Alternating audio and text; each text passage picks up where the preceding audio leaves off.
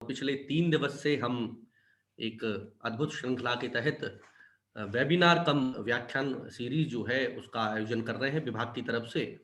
और हमारे बीच कला मर्मज्ञ, प्रख्यात सिनेमा समीक्षक और वरिष्ठ पत्रकार श्री अजित राय जी द्वारा हम रंगमंच सिनेमा सिनेमा में फिर उसके अलग अलग आयाम, प्रथम दिवस हमने यूरोपियन सिनेमा पर बहुत ज़्यादा चर्चा की, उनको समझा, उसमें कौन-कौन से ऐसे पड़ाव रहे, कौन-कौन से स्तंभ रहे, कौन-कौन सी ऐसी घटनाएँ रहीं जो जिनसे सिनेमा बदला या उसका स्वरूप बदला, या कौन-कौन सी ऐसी फ़िल्में हैं जो बहुत असर छोड़ के गईं, उन पर हमने बहुत सूक्ष्म दृष्टि से पढ़ा, समझा। उसके बाद द्वितीय दल एशियन सिनेमा के ऊपर बहुत ज़्यादा चर्चा हुई, जिसमें ईरान है या हमारे जो जापानीज़ या कोरियन इन जो कंट्रीज़ थी, उनका सिनेमा, उनका दौर, उससे संबंधित चीज़ें हम लोगों ने बहुत आत्मसात की।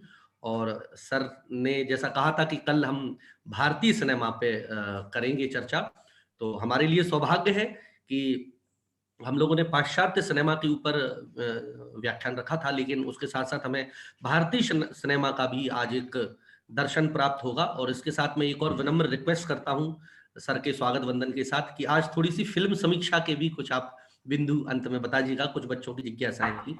तो बिना किसी अन्य समय को मैं बर्बाद किए आपको बहुत विनम्र प्रार्थना प्रणाम करते हुए ये अब आपको समर्पित करता हूँ और हम आपको सुनने के लिए तत्पर हैं सर। नमस्कार। आप सबका शुक्रिया, मेहरबानी कि आज तीसरे दिन आपने बोलने का अवसर दिया। और आज हम बात कुछ अलग तरीके से इस तरह से शुरू करना चाहते हैं कि हम एक रूटीन हिस्ट्री में न जाकर हिंदी सिनेमा और भारतीय सिनेमा, जिसमें दूसरी भाषाओं का भी सिनेमा शामिल है। मैं एक बार पहले बता दूं कि जो जिसको हम बॉलीवुड या हिंदी सिनेमा कहते हैं, वो एक छोटा सा हिस्सा है भारतीय सिनेमा का, जो मुंबई में बनता है। असली जो भारतीय सिनेमा है वो दूसरे इलाकों में बनता है और दूसरी भाषाओं में बनता है। और दरअसल हिंदुस्तान से बाहर भारतीय सिनेमा की जो इज्जत है वो मलयालम, बांग्ला, कन्नड़, पंजाबी और दूसरे मराठी सिनेमा के फिल्मकारों ने बचा रखी है। तो इसलिए ये जरूरी है। तो चलिए हम आप आज भारतीय सिनेमा की मेरे मेरे हिसाब से एक मोटा-मोटी टॉप 10 फिल्मों के बारे में और उनके निर्देशकों के बारे में बात करते हैं। क्योंकि इन फिल्मों के बगैर और इन निर्देशकों पर बात किए बगैर भारतीय सिनेमा की कोई भी चर्चा अधूरी रहेगी। तो हम दादा साहब फाल्के से बात करते हैं, जिनकी फिल्म राजा हरिश्चंद्र है। राजा हरिश्चंद्र के कुछ फुटेज आप यूट्यूब पर देख सकते हैं और उसके जो कुछ रीलें, सारी अधिकतर रीलें उस फिल्म की नष्ट हो गई थी। बाद में नेशनल फिल्म आर्काइव ने उसको रिस्टोर किया। पुणे में एक राष्ट्रीय फिल्म अभिलेखागार है जो भारतीय फिल्मों की आर्काइविंग करता है। तो वो डीवीडी मुझे मिली थी। कभी मैं मानसी तोमर यूनिवर्सिटी आऊंगा तो उसको देखेंगे हम लोग साथ बैठकर। तो दादा साहब फाल्के ने अधिकतर फिल्में पौराणिक कहानियों पर बनाई थी, जो धार्मिक पौराणिक कहानियां हैं, जैसे राजा हरिश्चंद्र थी और कालिय मर्दन थी, और उसी तरह के सब प्रसंग लिए थे राम कृष्ण और अपने पुराण से, वेद पुराण से, महाभारत रामायण और उस तरह से किया था दादा साहब फाल्के। अच्छा, उस जमाने में जो भी स्त्रियों का चरित्र निभाते थे कलाकार, वो पुरुष होते थे। स्त्रियां सिनेमा में जाती नहीं थी, बहुत बाद में जाना शुरू हुआ हिंदी सिनेमा में, मुंबई में, कि स्त्रियों का चरित्र स्त्रियां निभाने लगी। और उसका एक जब राजा हरिश्चंद्र शिकार पर गए और शूटिंग हो रही थी राजा हरिश्चंद्र की, तो शिकार पर तो गए तो भाला, तलवार, लाठी, डंडा लेकर हरिश्चंद्र के साथ उनके सैनिक ये सब शूटिंग कर रहे थे। तो गांव वालों ने समझा कि डाकू आ गए और गांव वालों ने पुलिस को खबर कर दी और पूरी की पूरी फिल्म की टीम को पुलिस ने जेल में बंद कर दिया, जेल में बंद कर दिया। और इसके बाद फिर दादा साहब फाल्के ने और सब लोगों ने समझाया और बात की और कहा कि नहीं नहीं, हम लोग तो फिल्म बना रहे हैं। अच्छा, अब वो कोई आज के जमाने में कोई फिल्म की शूटिंग हो तो कोई नहीं पूछेगा कि क्या हो रहा है, क्योंकि हम सब सिनेमा के बारे में और फिल्मों के बारे में जानते हैं। लेकिन उस जमाने में चूंकि पहली ही फिल्म बन रही थी, तो हिंदुस्तान में किसी ने फिल्म की शूटिंग देखी नहीं थी।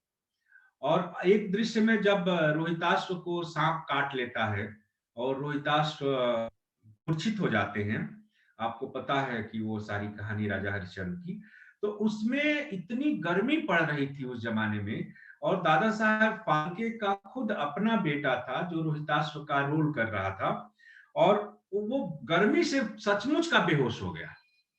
तो इसलिए उस सीन में, उस दृश्य में बिल्कुल लगा कि एकदम सच में वो मूर्छित हो गया, उसको अभिनय करने की जरूरत नहीं थी। और वहां से हम 1913 से सीधे 1936 पर आते हैं, जब विष्णु पंत गोविंद दामले ने संत तुकाराम फिल्म बनाई, मराठी की फिल्म थी, और उस समय टॉकीज आ चुकी थी। जैसा कि हमने बताया कि 1931 में जब आलम आरा बनी, तो ए ईरानी की फिल्म आलम आरा थी, जो पहली बोलती फिल्म थी।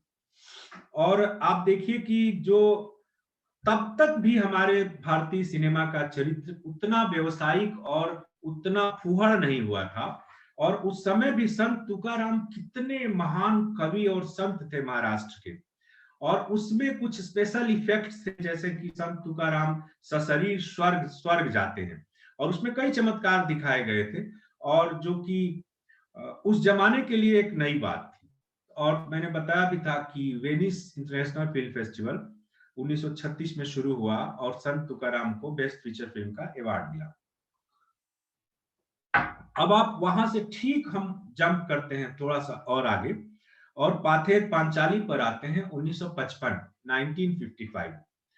पाथेर पांचाली और 1955, ये जो 55 का साल था, उसके बारे में मैंने कल और परसों आपको विस्तार से बताया था।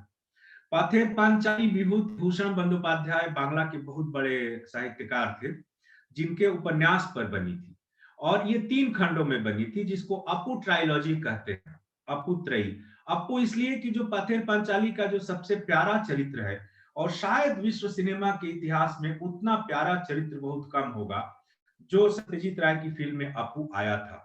और अपू तो अब बड़ा भी हो गया था। बाद में जो तीसरा, उसकी दूसरी किस्त बनी थी इस फिल्म की, उसको अपराजितो कहते हैं, जो हरिहर जो नायक है फिल्म का, वो उसकी पत्नी है। और तीसरा बना था अपूर संसार, यानी जो अपू जो बच्चा है उसका संसार। और तीसरे में इन्होंने सौमित्र चटर्जी ने अपू का रोल किया था, जिनकी अभी हाल में डेथ हुई है, मृत्यु हुई है। और सौमित्र चटर्जी को दादा साहब फाल्के अवार्ड भी मिला था, और बहुत बंगाल के बहुत नामी अभिनेता रहे हैं सौमित्र चटर्जी। पाथेर पांचाली के बारे में मैं ज्यादा नहीं बात करूंगा, वो दूसरी क्लास में कभी बताएंगे, क्योंकि फिर पूरा ये लेक्चर ही पाथेर पांचाली पर चला जाएगा। पाथेर पांचाली को अंग्रेजी में हम कहते हैं सॉन्ग ऑफ द रोड, यानी कि रास्ते का गीत। इसको हिंदी में अनुवाद करेंगे पाथेर पांचाली को, तो उसका मतलब होता है रास्ते का गीत। और ये विस्थापन पर बनी थी, और गरीबी जिस तरह से बंगाल में बढ़ रही थी, और उस समय सरकार ने उसको मदद की थी, कि जैसे सरकार को लगा था कि ये पंचायती राज की डॉक्यूमेंट्री बना रहे हैं सत्यजीत राय, और उसको भी मैंने आपको बताया था कि मोमा ने उसमें पैसे की मदद की थी, और उसका वर्ल्ड प्रीमियर का राइट लिया था, खरीदा था।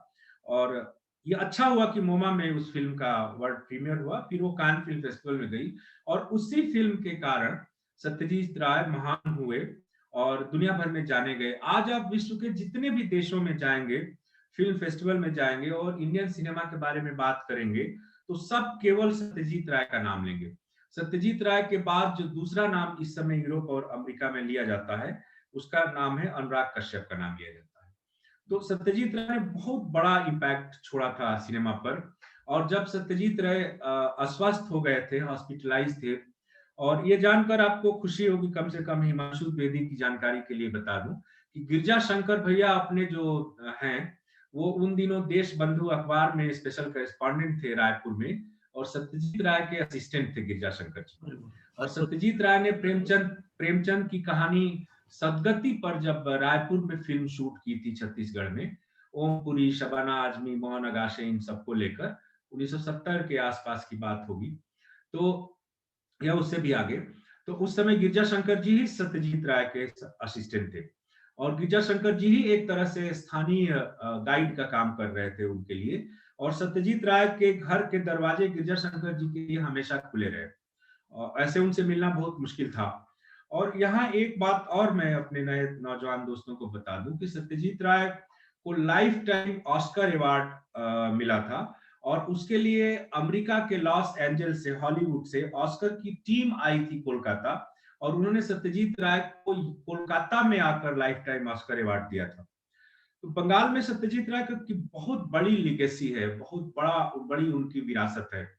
एक बात जो जिसके बारे में मैंने इंगमार बर्गमैन की बात की आपसे कल और परसों, जिनकी स्वीडन के फिल्मकार थे, तो उनमें एक बार इंगमार बर्गमैन आए थे सत्यजीत राय से मिलने कोलकाता, और जब कोलकाता में उन्होंने, बर्गमैन ने भयानक गरीबी देखी, और उस जमाने में एक रिक्शा होता था जिसको रिक्शा चालक अपने कंधों पर लेकर, जैसे बैलगाड़ी में बैलगाड़ी को खींचता है, वैसे वो हाथ रिक्शा कहलाता था। तो ये बहुत अमानवीय लगा बर्गमैन, क्योंकि बर्गमैन सोच ही नहीं सकते थे कि एक इंसान एक दूसरे इंसान को खींच रहा है इस तरह से। तो उन्होंने सत्यजीत रे से कहा था कि तुम इतने बड़े फिल्मकार हो मिस्टर रे, तो why are not doing something for the benefit of your people. तो सत्यजीत रे ने एक बहुत बड़ा जवाब दिया था, जो जवाब मुझे बहुत अभी तक हॉन्ट करता रहता है। उन्होंने कहा कि मिस्टर बर्गमैन, यदि मैं अपने खून का आखिरी कतरा भी लगा दूं, तब भी मैं इस स्थिति को नहीं बदल सकता। समाज में परिवर्तन लाने वाली स्थितियां राजनीति है, राजनीति समाज में परिवर्तन लाता है, सिनेमा नहीं। मैं अपना काम कर रहा हूं कि मैं लोगों के दिमाग में इन मुद्दों के प्रति संवेदनशीलता पैदा कर रहा हूं, और लोग फिर राजनीति के माध्यम से समाज को बदलेंगे, ऐसा सत्यजीत रे ने कहा था। और फिर उसके बाद उनकी, सत्यजीत रे की डेथ के इतने साल बाद, लगभग आप सोचिए कि 30 साल बाद भी सत्यजीत रे उसी तरह से जीवंत रहे हैं। सत्यजीत रे की और भी बहुत सारी फिल्में, चारुलता उनकी रविन्द्रनाथ टैगोर की कहानी। अच्छा, सत्यजीत रे ने जितनी भी फिल्में बनाई वो साहित्यिक कृतियों पर बनाई है। तो यहाँ तक कि सोनार किला उन्होंने बच्चों के लिए बनाई, वो भी एक किताब थी उन्होंने। और सत्यजीत रे ने का एक इंटरव्यू है, एक डॉक्यूमेंट्री है सत्यजीत रे पर, सबसे अच्छी, यदि वो कोई देखना चाहे तो श्याम बेनेगल की डॉक्यूमेंट्री है सत्यजीत रे पर, जिसमें रे अपने सारे सिनेमा के और सिनेमा के क्रिएटिव एक्सपीरियंसेस को शेयर करते हैं। अब पाथेर पांचाली के ठीक 2 साल बाद हिंदी सिनेमा में जो फिल्म स्वर्णाक्षरों में लिखी जाती है, और जब पेरिस में उनका रिट्रोस्पेक्शन हुआ, तो पेरिस में सारी दुनिया की निगाहें उस फिल्मकार पर गई, और दुर्भाग्य से उस फिल्मकार ने मुंबई की दुनिया में कुछ कुछ ऐसा हुआ जिससे उनको सुसाइड करना पड़ा, आत्महत्या करनी पड़ी। लेकिन आत्महत्या करने से पहले वो 4-5 महान फिल्में दे चुके थे, और आज भी वो फिल्म अपने क्लासिक मानी जाती है हिंदी की। और मेरा मानना है कि वो फिल्म हिंदी की पहली फिल्म है जिसको वर्ल्ड लेवल पर क्लासिक माना गया इस तरह से, नीचा नगर के बाद।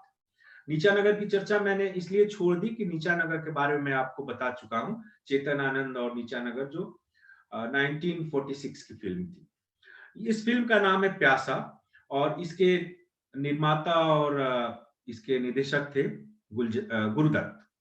और इसमें आप देखिए कि गुरुदत्त और मोहम्मद रफी के गीत थे, शाहिद लुधियानवी ने गीत लिखे थे, वहीदा रहमान, गुरुदत्त और रहमान और कई लोग इसमें कलाकार थे।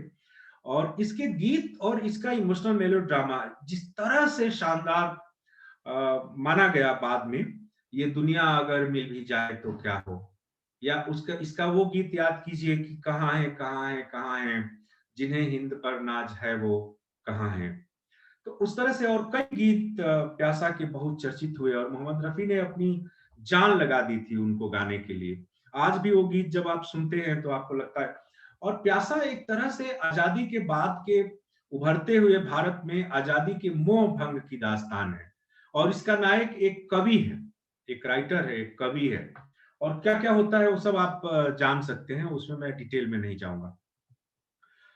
1957 के बाद, 1957 के बाद बंगाल में एक दूसरा सिनेमा का सूर्य उगा, और उनकी भी बहुत ट्रेजिक डेथ हुई थी, और अधिक उनके बारे में ये लिखित रूप से कहा गया है कि वो ज्यादा शराब पीने के कारण वो मर गए। कोई ना कोई उनके भीतर दुख होगा जिसने उनको शराब में डुबो दिया और मर गए। यदि वो जीवित रहते तो और भी महान फिल्में बनाते। उनको भी यूरोप में बहुत महत्व मिलता है। और कई बार तो ये कहा जाता है कि सत्यजीत रे को अवसर मिल गया और प्रसिद्धि मिल गई, लेकिन उस फिल्मकार का नाम है ऋत्विक घटक। ऋत्विक घटक की जो महान फिल्म है मेघे ढाका तारा, यानी कि ऐसा सितारा जो बादलों से ढक गया है, उसका नाम है। और उसमें स्त्रियों को लेकर और एक स्त्री की पूरी जद्दोजहद को लेकर जिस तरह से उन्होंने किया है, उसमें बांग्लादेश से वो आए थे, उनका परिवार जो पुराना बांग्लादेश जो था, अब नया वाला, तो पूर्वी पाकिस्तान जिसको हम कहते थे, वहां से आए थे। और बाद में जिनेवा में जो फिल्मकार हैं अनूप सिंह ने इरफान को लेकर किस्सा बनाई थी, जिसके बारे में हमारे नौजवान जानते होंगे। तो अनूप सिंह ने एक फिल्म बनाई, एकटा नादिर नाम, नेम ऑफ ए रिवर, और उसको ऋत्विक घटक को ही समर्पित किया था, जो उनके गुरु थे।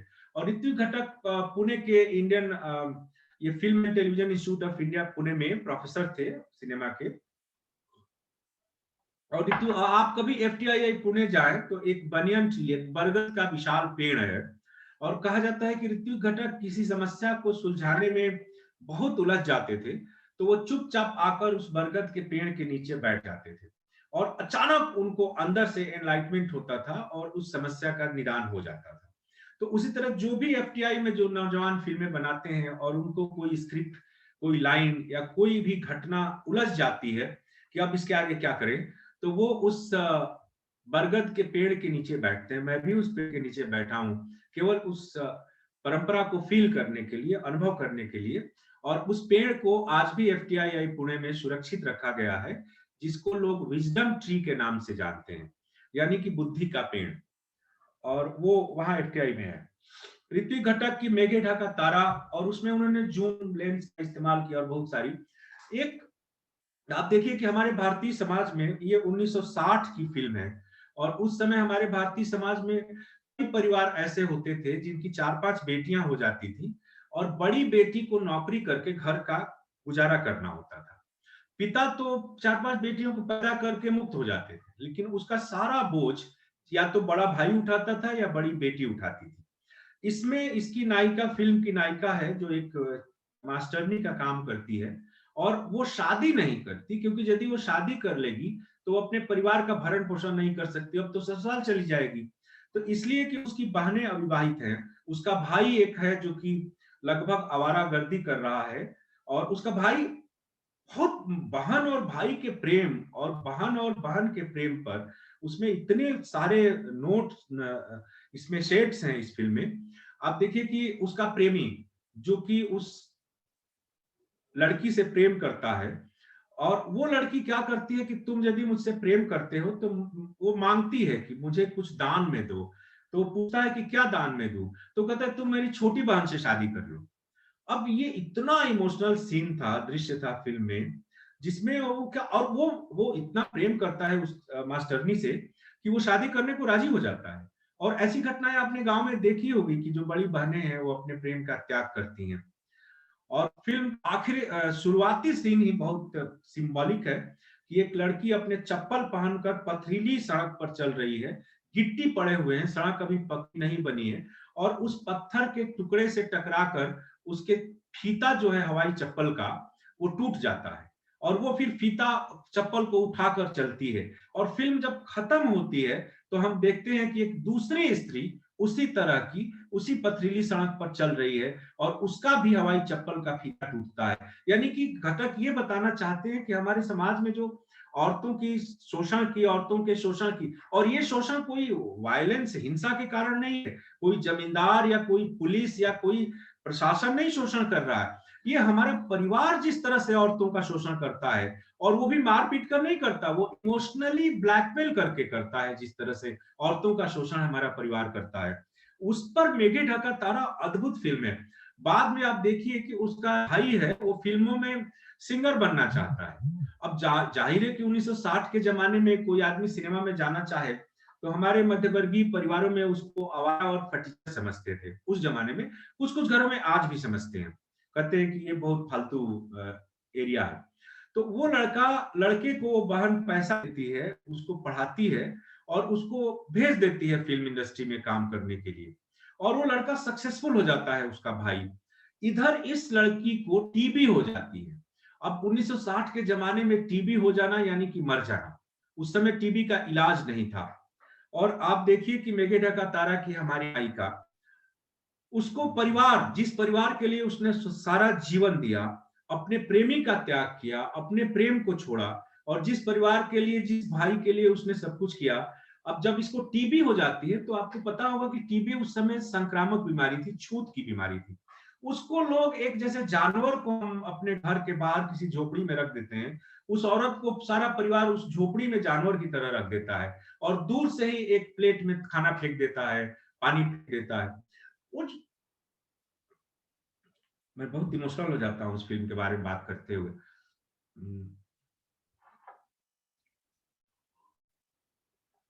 अब जब वो लड़का सफल होकर फिल्म इंडस्ट्री से गांव लौटता है, तो वो आते ही दीदी को पूछता है, और उसकी दीदी के बारे में उसको जब पता चलता है कि वो एक अलग जानवर जैसे रह रही है और परिवार के लोगों ने उसको ऐसे कर दिया है, तो वो उसको अपने पैसे से टीबी सैनिटेरियम, जो उस पहाड़ी पर उन दिनों में बनता था, टीबी सैनिटेरियम, उसमें उसको भर्ती कराता है।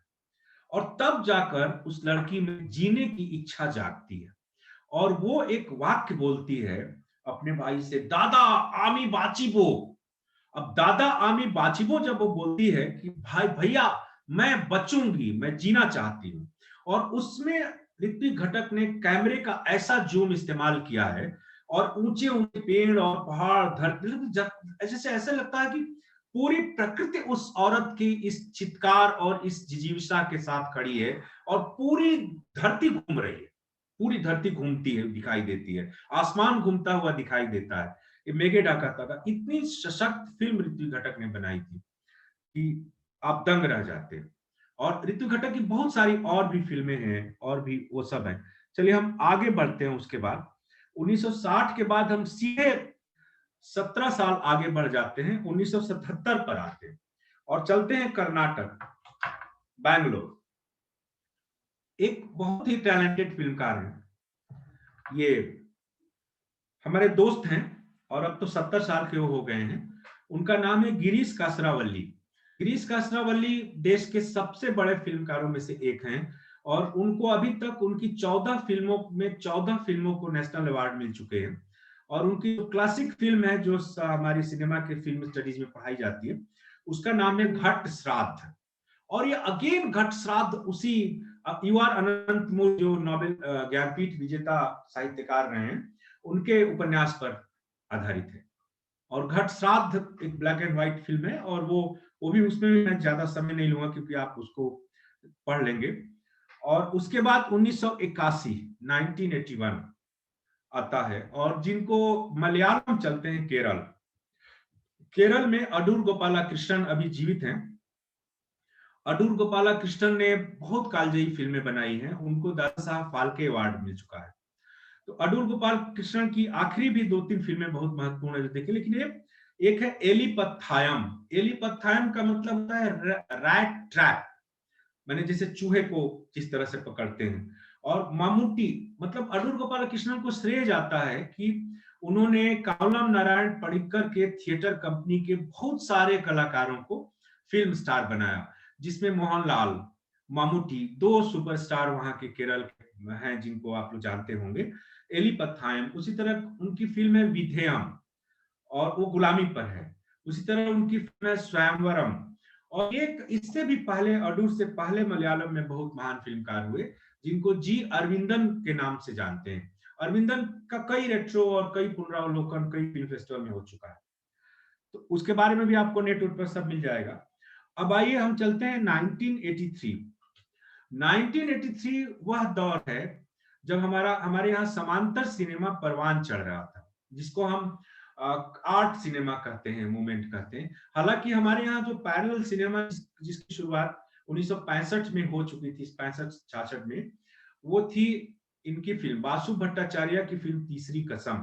लेकिन इतिहास में की किताबों में हम उसको मृणाल सेन की हिंदी फिल्म भुवन शोम, तो भुवन शोम से मानते हैं कि पैरेलल सिनेमा की शुरुआत होती है, जिसमें उत्पल दत्त मुख्य भूमिका में थे।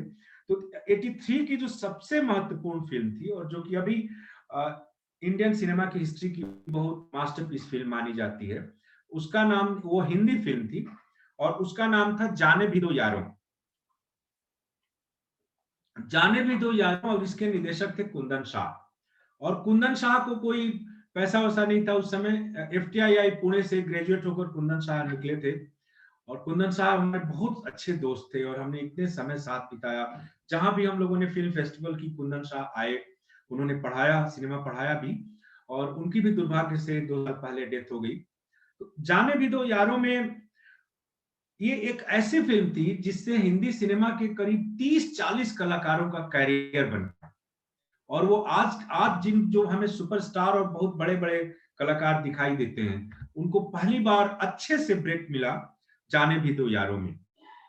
और जाने भी दो यारों में आप देखिए, नसरुद्दीन शाह थे, ओम पुरी थे, रवि वासवानी थे, और रवि वासवानी की भी डेथ हो गई। तो रवि वासवानी, नसरुद्दीन शाह, नसरुद्दीन शाह, सतीश कौशिक, पंकज कपूर, और इसको लिखा था हमारे थिएटर के जाने माने निदेशक रंजीत कपूर ने, जाने भी दो यारों को। वो फिल्म आप देख सकते हैं, कहीं भी मिल जाएगी। वो फिल्म भी हमारे नौजवानों के भीतर जो आजादी का एक मोह भंग है उस पर केंद्रित थी। और उसमें जिस तरह से करप्शन का लेवल उस समय में था, और मीडिया, प्रेस फोटोग्राफी कि वो लोग अपना एक अखबार निकालती है एक लेडी, और वो लोगों को ब्लैकमेल करने के लिए 2 नौजवानों को, जो उत्साही नौजवान है नसरुद्दीन शाह और रवि वासवानी, उनको वो पटाती है। और उनको, वो फोटोग्राफर हैं और फोटोग्राफी की दुकान चलाते हैं, लेकिन उनको वहां से उसको प्रेस फोटोग्राफर बना देती है। और इस तरह से वो कहानी आगे बढ़ती जाती है। अंत में चोरी कोई और करता है, लूटता कुछ और है, और इन 2 नौजवानों को फांसी की सजा, ऐसे एक प्रतीक में थोड़ा सा दिखाया गया है कि फांसी की सजा हो जाती है। और एक बैकग्राउंड से एक गाना उभरता है, हम होंगे कामयाब एक दिन, होंगे कामयाब, होंगे कामयाब, हम होंगे कामयाब एक दिन। तो वो एक बनाई गई थी। अब 1984, 1984 भी एक बहुत महत्वपूर्ण वर्ष है, और बंगाल के सबसे बड़े फिल्मकारों में से एक गौतम घोष हिंदी फिल्म लेकर आते हैं, और उस फिल्म का नाम है पार। और ये पार वही फिल्म है जिसने नेशनल अवार्ड में अनुपम खेर की, जो महेश भट्ट ने बनाई थी, सारांश को टक्कर दी थी। और अनुपम खेर को ये था कि उस साल उनको बेस्ट एक्टर का अवार्ड मिलेगा, लेकिन उस साल बेस्ट एक्टर का अवार्ड पार के लिए नसरुद्दीन शाह को मिला था। और गौतम घोष ने पार, एक बहुत ही बिहार के उस जातीय हिंसा, जो जातीय हिंसा होती है जिसमें सवर्ण लोग दलितों को, सैकड़ों दलितों को मार देते हैं, दलित विरोध करते हैं, और एक तरह से वायलेंस गांव की है, और गरीबी है और मजदूरी है। पार में रोल हासिल करने के लिए, मुझे गौतम घोष हमारे बड़े अच्छे दोस्त हैं, कलकत्ता में रहते हैं, और गौतम घोष को दुनिया में बहुत बड़ा नाम है, और फ्रांस का पद्मश्री जैसा पुरस्कार उनको मिल चुका है। और गौतम घोष ने काफी, बहुत बड़े फिल्मकार हैं, उन्होंने काफी बड़ी बड़ी फिल्में बनाई हैं गौतम घोष ने। तो उसमें उनकी 2 फिल्मों का जिक्र करूंगा। एक तो पार है। पार में जब ये नसरुद्दीन शाह गांव से विस्थापित होकर, और उनकी पत्नी शबाना आजमी है, और ओमपुरी और कई लोग, मोहन अगाशे और कई लोग गांव के रोल में हैं, मजदूरों के रोल में, और ये जमींदार के रोल में हैं। तो कई तरह की भूमिकाएं हैं पार में इन लोगों की। मोहन अगाशे वहां के जमींदार बने हैं, और नसरुद्दीन शाह और ओमपुरी एक हथियार उठाते हैं, और उनको, जमींदार ने चूंकि मजदूरों को मारा है, तो जमींदार की उनकी हत्या हो जाती है। फिर ये विस्थापित होते हैं, कोलकाता जाते हैं। उसमें, इस फिल्म में, पार में, हमारे थिएटर की उषा गांगुली ने भी एक छोटा सा रोल निभाया है। उषा गांगुली इनको, नसरुद्दीन शाह और शबाना आजमी को कोलकाता में शरण देती है, और मजदूरी दिलाने का वायदा करती है। अब आप देखिए कि वो मजदूरी, जिंदगी बचाने के लिए और 2 जून की रोटी के लिए नसरुद्दीन शाह और शबाना आजमी, कौन सा काम मिलता है, वो काम बड़ा जबरदस्त है। वो काम है कि गंगा नदी के एक किनारे से सुअरों का एक झुंड है, उन सुअरों को पानी में तैर कर दूसरे किनारे तक पार ले जाना। ये पार टाइटल भी उसी पर है, और ये बड़ा अनोखा, एक तरह से वो पूरी दृश्यावली है उस फिल्म की। आप फिल्म में देखें तो क्या पानी है, गंगा उफान मार रही है, और नसरुद्दीन शाह और शबाना आजमी सुअरों को हाँक कर पानी में दूसरे पार ले जाते हैं। और उसमें शबाना आजमी प्रेग्नेंट है, गर्भवती है, और उसमें जिंदगी जब आपको ठोकर मारती है और जिंदगी जब आपको एक मुहाने पर ला देती है जहां कि आपको जीने के लिए आप कुछ भी करने को राजी हो जाते हैं, उस अवस्था को नसीरुद्दीन शाह पहुंचे उसमें। गौतम जी ने बताया था मुझसे कि नसीर ने उनसे झूठ बोला था इस रोल को पाने के लिए, क्योंकि ये रोल इतना दमदार था जिसके लिए उनको नेशनल अवार्ड भी मिला, कि नसीर इसको छोड़ना नहीं चाहते थे और उनको तैरना नहीं आता था पानी में। तो जब फिल्म की शूटिंग हो रही थी तो लगा कि नसीर नसीर ने झूठ बोला था, तो ये लोग और गौतम दास सब निश्चिंत थे कि ये तो तैरना जानते हैं, इसलिए रेस्क्यू में थोड़ा सा उन लोगों ने कहा कि बहुत कड़ाई से उनके बचाव के लिए उपाय उपाय जो होते हैं, लेकिन बहुत तत्पर नहीं थे। अचानक नसीर पानी में कूदे और उसके बाद डूबने लगे। तो सब फेर में पड़ गए, तो कह रहे थे कि इनको तैरना आता है, लेकिन तब उनको जैसे तैसे छान कर बचाया गया नसीर को, और फिल्म की शूटिंग पूरी की गई थी। जब वो स्वरों को पार ले जाते हैं तो बीच में नदी के एक छोटा सा टापू है। अब उनको लगता है कि हम पार उतर गए, लेकिन टापू पर जब वो गिरते हैं पानी से निकलकर और थक हार कर दोनों, तो उसके बाद थोड़ी ही देर में वो देखते हैं कि अरे ये तो नदी का केवल आधा भाग हमने पार किया, नदी तो इसके बाद भी है। फिर ये दोनों पति पत्नी स्वरों को हाँक कर नदी में डालते हैं और उस पार ले जाते हैं, और उस पार ले जाते जाते शबाना आजमी बेढाल, मैंने एकदम बेढाल होकर गिर जाती हैं, और एक छोटी सी झोपड़ी है हल्की सी, बारिश की बूंदें टपक रही हैं, और नसीर को लगता है कि उनके पेट में जो उनका बच्चा है वो मर चुका है, और ये दोनों रुआंसे होकर शबाना आजमी और नसीर उस पेट पर हाथ फेरते हैं कि बच्चा जीवित है कि नहीं। और अचानक वहां बच्चे की थोड़ी देर में, क्योंकि बच्चा भी बेहोश हो चुका है, क्योंकि वो इस तरह से इतने नदी में तैर कर शबाना आजमी गई हैं, और उसमें वहां जाने के बाद थोड़ी सी हरकत दिखाई देती है उसके उनके पेट में, और लगता है कि बच्चा जिंदा है। फिर नसीर शबाना आजमी के पेट पर कान लगाकर बच्चे की धड़कन सुनने की कोशिश करते हैं, और वहां से फिर एक एक ऐसा संगीत, खुशनुमा संगीत बैकग्राउंड में बजता है, ऊपर से बारिश होने लगती है, और नसीर और शबाना आजमी एक दूसरे को से लिपट जाते हैं। ये गौतम घोष ने इतने कमाल के विजुअल्स और कमाल की कहानी को लेकर और पार फिल्म बनाई थी, जो एक भारतीय सिनेमा की महान फिल्म मानी जाती है। और हम 83 और 84 के बाद से 9 साल बाद हम 1993 में आते हैं श्याम बेनेगल के पास, और फिल्म का नाम है सूरज का सातवां घोड़ा।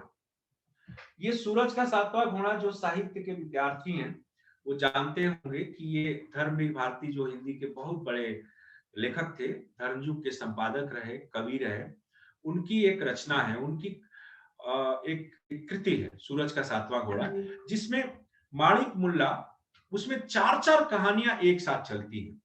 बाद में यही क्राफ्ट अलेक्जेंड्रो गोंजलेस इनारितु जो मैक्सिकन डायरेक्टर है, उसने अपने फिल्मों के क्राफ्ट में इस्तेमाल किया, कि पहली कहानी शुरू है, दूसरी आती है, तीसरी टकराती है, चौथी आगे बढ़ती है।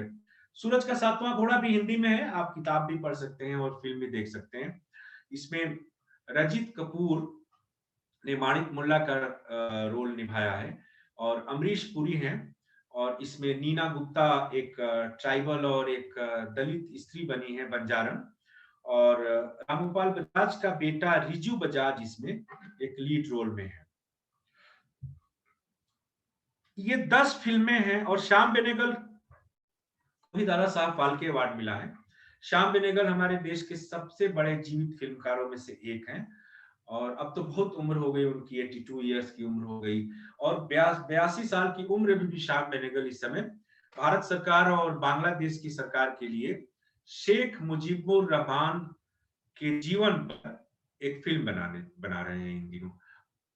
तो वो एक बड़ा प्रोजेक्ट है, जैसे रिचर्ड अटेनबरा का प्रोजेक्ट था गांधी, उसी तरह शेख मुजीबुर रहमान के जीवन पर, जो कि बांग्लादेश के फादर माने गए, जैसे हमारे राष्ट्रपिता महात्मा गांधी हैं, उसी तरह बांग्लादेश के राष्ट्रपिता शेख मुजीबुर रहमान है, और शेख हसीना उनकी बेटी वहां की प्रधानमंत्री हैं अभी।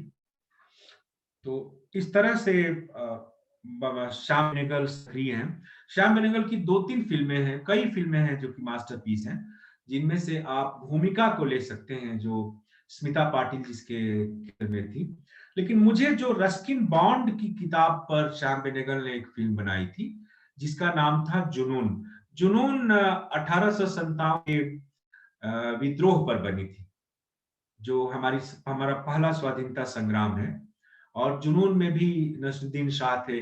नफीसा अली उसमें जुनून में उन दिनों 19 साल की थी, 18-19 साल की थी। और नफीसा अली उस समय भारत सुंदरी चुनी गई थी, माने मिस इंडिया चुनी गई थी। और उनका एक रोल है, कुलभूषण खरबंदा है उसमें भी। बहुत सारे हमारे सिनेमा और थिएटर के कलाकारों ने काम किया जुनून। बेनेगल का ये आ गया, ये 10 फिल्में हैं। उसके अलावा जो कुछ और हिंदी सिनेमा से और बाकी सिनेमा से जो या मान लीजिए कि हम हिंदी सिनेमा की थोड़ी सी बात और कर लेते हैं, क्योंकि हिंदी हमारी राष्ट्रभाषा होने के अलावा हमारे देश की एक मुख्य भाषा है जिसमें सबसे ज्यादा फिल्में साल में बनती हैं। यानी कि 1000 से 1500 का आंकड़ा बताया जाता है कि हिंदी में हर साल फिल्में बनती हैं।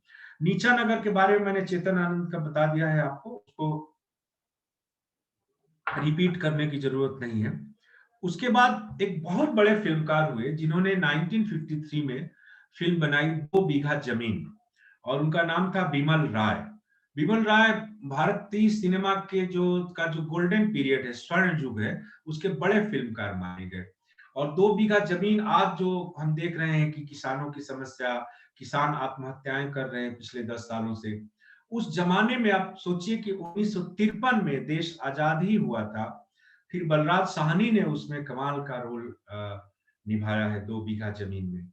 वो बिमल राय की फिल्म जो बहुत कालजयी फिल्म मानी जाती है, वो जमीन की समस्या को लेकर थी। जिस तरह से किसान मजदूर में बदल रहे हैं, उसमें इनको बलराज साहनी को करने से और उसमें समस्या इतनी बढ़ जाती है कि वो रिक्शा चलाकर गुजारा करना पड़ता है। एक फिल्म जिसको उसके बाद आइए महबूब खान की बात करते हैं, और महबूब स्टूडियो मुंबई में उन्हीं के नाम पर है, और वो फिल्म का नाम है मदर इंडिया। मदर इंडिया 1957 में आई थी, 1957 में मदर इंडिया आई थी। और मदर इंडिया की चर्चा इसलिए भी करनी है कि नरगिस ने उसमें मदर इंडिया का रोल निभाया था, और सुनील दत्त थे, राजकुमार, राजेंद्र कुमार। और मदर इंडिया एक गांव में जो महाजनी सभ्यता थी, और गांव में जो प्रेमचंद का पूरा साहित्य उस महाजनी सभ्यता पर के खिलाफ लिखा गया है, और जिस तरह से सूदखोरी थी, और जिस तरह से सूदखोरी के कारण किसान बर्बाद हो जाते थे, उस तरह से मदर इंडिया बनाई गई थी। और मदर इंडिया में वो सीन आप कैसे भूल सकते हैं, जब बैल नहीं है और खेत जोतना है, और गाना चलता है दुनिया में हम आए हैं तो जीना भी पड़ेगा, और नरगिस उस हल को एक साइड से अपने कंधे पर लेकर खींच रही है क्योंकि एक बैल नहीं है। और ये ऑस्कर में गई थी। दरअसल ऑस्कर अवार्ड के लिए हिंदी भारत से जो 5 फिल्में अब तक 100 सालों के हिस्ट्री में गई हैं, उनमें मदर इंडिया थी। और मदर इंडिया के बारे में 2-3 किंवदंती अमेरिका में और लॉस एंजल्स में बताई जाती है कि मदर इंडिया 1 वोट से हार गई थी ऑस्कर, और उसमें फेडरिको फेलिनी की फिल्म नाइट्स ऑफ कैरेबिया को उस साल ऑस्कर अवार्ड मिला था। और दूसरी बात कही जाती है कि अमेरिका में ऑस्कर अवार्ड की जो जूरी थी, जितने लोग थे, वो ये बात नहीं समझ पाए कि एक औरत क्यों नहीं उस साहूकार के साथ सो जाती है अपने बच्चों की जान बचाने के लिए, क्योंकि वो जो शरीर की शुचिता है, इस बात को अमेरिकन समझ नहीं पाए। क्योंकि उनके यहाँ होता है कि जैसे आप यूरोप में भी युद्धों में देखेंगे तो बहुत सारी औरतों ने हिटलर के सिपाहियों के सामने अपने शरीर को समर्पित कर दिया था, क्योंकि उनको था कि वो सेक्स उन लोगों के लिए कोई बहुत बड़ा टैबू नहीं था। लेकिन हमारे यहाँ तो मदर इंडिया है, अब मदर इंडिया उसके बच्चे मर जाए भूख से या कुछ भी हो, मदर इंडिया उस साहूकार के साथ सो कैसे सकती है? अनैतिक है, अवैध है। अवैध संबंध हमारे यहाँ समाज में बहुत स्वीकृत नहीं है। तो ये जो जीवन मूल्य है स्त्री की नैतिकता और उसकी शुचिता का, ये अमेरिकन समझ नहीं पाए, ऐसा कहा जाता है मदर इंडिया के बारे में। अब 1960 की एक और फिल्म है जो कि ब्लॉकबस्टर है, और आज भी जब लगती है तो हाउसफुल होती है और लोग देखते हैं। उसका नाम है मुगले आजम। और अभी हमारे भोपाल के मित्र राजकुमार स्वानी ने 15 साल रिसर्च करके मुगले आजम पर एक किताब लिखी है दास्ताने मुगले आजम, जिस पर एनडीटीवी में रवीश कुमार ने एक पूरा प्राइम टाइम भी किया था, मुगले आजम। और हमारे मित्र फिरोज अब्बास खान ने अभी पिछले दिनों 7 करोड़ रुपए की लागत से मुगले आजम को स्टेज पर ले आए हैं, ब्रॉडवे स्टाइल में म्यूजिकल प्ले करके। मुगले आजम के आसिफ इसके निर्देशक थे, और मुगले आजम की अनंत कहानियां हैं। आज का पूरा लेक्चर उसी में चला जाएगा, यदि मैं एक एक कहानी मुगले आजम की सुनाने लगूं। मुगले आजम के एक एक डायलॉग आप सोचिए। और प्यार किया तो डरना क्या, पर्दा नहीं जब कोई खुदा से, बंदों से पर्दा करना क्या। एक एक गाने, मोहे पनघट पर नंदलाल छेड़ गए रे, जब गाना चलता है मुगले आजम का।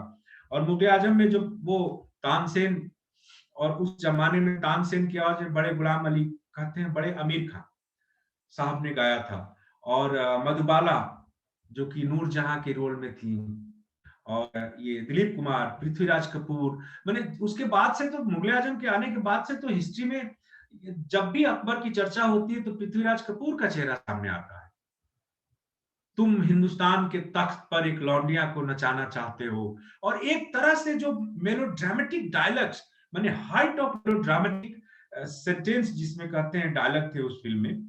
और जहां जहां कि मेरा दिल तुम आपका तख्त नहीं जिस पर आप हुकूमत कर सके, और एक अलग अलग तरह से उसको किया गया है। अभी जब फिरोज अब्बास खान का मुगले आजम आप देखें, और हूबहू उसी तरह का बनाया गया है, और जोधाबाई से लेकर सबका उसमें किरदार है, और जिस तरह से वो घटित होता है वो अद्भुत है। तो ये फिल्म आई थी मुगले आजम, जो हम सबको जरूर देखनी चाहिए। फिर मैंने 1969 की चर्चा की, जब हमारे देश में आर्ट सिनेमा और पैरेलल सिनेमा की शुरुआत का श्रेय मृणाल सेन की फिल्म भुवन शोम को जाता है। उसके बारे में बता चुका हूं आपको। उसपे एक रेलवे का अधिकारी है जो छुट्टियां मनाने गुजरात के किसी इलाके में जाता है, गुरुदत्त, और उसमें कैसे कैसे वो आगे कहानी बढ़ती जाती है। उससे पहले मैंने आपको बताया था कि जो ज्ञान मुखर्जी की फिल्म थी 1941 की, अशोक कुमार की किस्मत, जो कि पहली ब्लॉकबस्टर मूवी थी, और उसमें एक एंटी हीरो और हीरो का एक मिलन दिखाया गया था। और आप 1951 की आवारा को कैसे भूल सकते हैं, राज कपूर की। और आवारा ने तो सारी दुनिया में तहलका मचा दिया था, तो उसके बारे में भी ज्यादा बोलने की। और तीसरी कसम के बारे में मैंने 1965 की बासुच भट्टाचार्य की फिल्म तीसरी कसम के बारे में बता। बस उसमें यही ऐड करना है तीसरी कसम में, कि फणीश्वरनाथ रेणु की कहानी थी, मारे गए गुलफाम, और शैलेंद्र उसको बनाना चाहते थे। एक्चुअली शैलेंद्र का ही वो विजन था, राज कपूर ने उसमें मदद की थी। और उस जमाने में वो फिल्म बॉक्स ऑफिस पर बुरी तरह पिट गई, शैलेंद्र कर्जे में आ गए, और बाद में शैलेंद्र की मृत्यु हो गई। लेकिन कुछ फिल्में हमारे समय से पहले हिंदुस्तान में बन जाती हैं, और बाद में उनका महत्व पता चलता है। तो तीसरी कसम वैसी ही फिल्म थी जिसका महत्व उसके बाद सामने आया। और उसी तरह राज कपूर ने जो मेरा नाम जोकर बनाई थी, वो भी बुरी तरह से बॉक्स ऑफिस पर असफल रही थी, और बाद में वो फिल्म ठीक ठाक चली। तो अब आइए फिर एक और महान फिल्म की बात करते हैं। भारत और पाकिस्तान के बंटवारे पर, विभाजन पर बहुत कम अच्छी फिल्में बनी हैं, और 1973 में एमएस सत्थू की फिल्म गरम हवा। और फिर गरम हवा को मैं आपको बताना चाहूंगा कि ये गरम हवा उन 5 फिल्मों में शामिल है जो पिछले 100 सालों की हिस्ट्री में, ऑस्कर अवार्ड की हिस्ट्री में, इंडिया से आखिरी 5 फिल्मों के मुकाबले तक पहुंची थी, जिसमें गरम हवा है, जिसमें मदर इंडिया है, और जिसमें आमिर खान की लगान है। ये और 2 फिल्में हैं, सलाम बॉम्बे एक फिल्म थी, और एक और है। तो ये 5 फिल्में हैं जो कि ऑस्कर अवार्ड में जो रन होता है उसमें आखिरी 5 फिल्मों में थी। और गरम हवा में अगेन बलराज साहनी है, और बलराज साहनी पर ही केंद्रित वो फिल्म है पूरी तरह से, और विभाजन पर बनाई गई है। एम एस सत्थू ने बाद में कई फिल्में बनाई, लेकिन केवल गरम हवा के कारण वो इतिहास में अमर हो गए। और तब तक समांतर सिनेमा और आर्ट सिनेमा बहुत चर्चित हो चुका था। तो एक बहुत बड़े फिल्मकार हैं मणिकौल, और मणिकौल के ही शिष्य हैं गुरविंदर सिंह पंजाब के। मणिकौल ने विजयदान प्रेथा की कहानी पर दुविधा फिल्म बनाई, और दुविधा भी दुनिया के कई अंतर्राष्ट्रीय फिल्मोत्सव में दिखाई गई थी।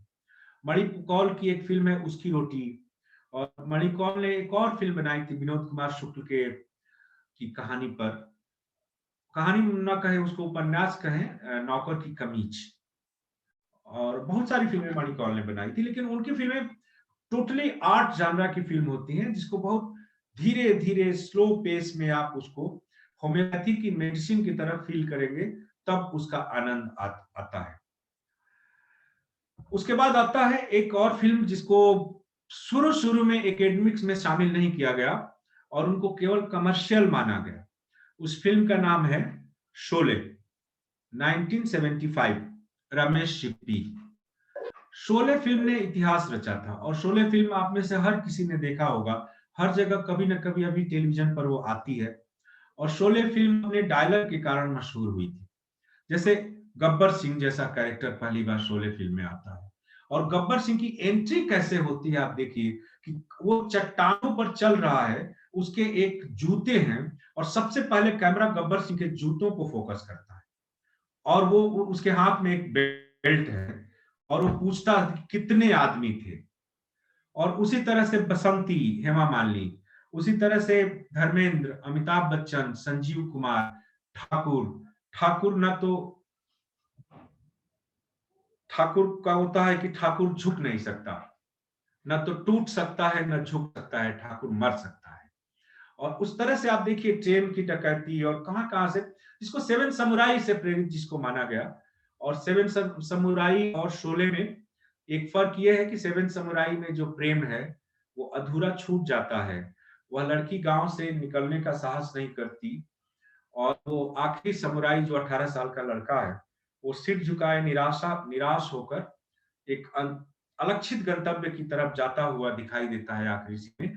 लेकिन शोले का आखिरी सीन आप याद करें तो ट्रेन में हेमा मालिनी जो बसंती हैं, वो पहले से ही बैठी हुई है धर्मेंद्र के लिए, और धर्मेंद्र का दोस्त अमिताभ बच्चन मारे जा चुके हैं और धर्मेंद्र डिप्रेशन में है और वहीं से फिल्म फिर खत्म होती है। तो शोले ने बहुत, और रामगढ़ और क्या, ये रामगढ़ वाले अपनी लड़कियों को खींच चक्की का आटा खिलाते हैं और कई कई, या जगदीप, अब देखिए सुरमा भोपाली, एक एक, या असरानी, आधे इधर जाओ आधे उधर जाओ और बाकी मेरे साथ आओ, हम अंग्रेजों के जमाने के जेलर हैं।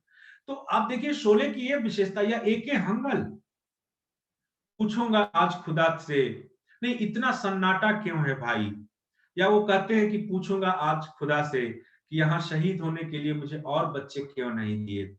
तो अब देखिए एक एक कैरेक्टर, शोले की विशेषता है। अभी बीजू खोटे, बीजू खोटे की डेथ हुई है अभी पिछले साल। वो 3 डकैत जो थे गब्बर सिंह के, उनमें से बीजू खोटे, मैकमोहन से वो पूछता है सांबा, अरे वो सांबा। तो ये अब इस तरह से शोले में कैरेक्टराइजेशन इतना परफेक्ट था कि शोले का ए टू जेड, और लीला मौसी मौसी का कैरेक्टर देखिए, तो एक से एक जितने भी कैरेक्टर शोले में एक मल्टी स्टारर फिल्म में जुटाए गए थे, जया भादुड़ी से लेकर हेमा मालिनी तक, और छोटे छोटे भी, उन्होंने अपनी छाप छोड़ी है, चाहे वो 2 मिनट के लिए आए चाहे 3 मिनट के लिए आए। तो इस तरह से शोले एक हमारे भारतीय सिनेमा की महान फिल्म है।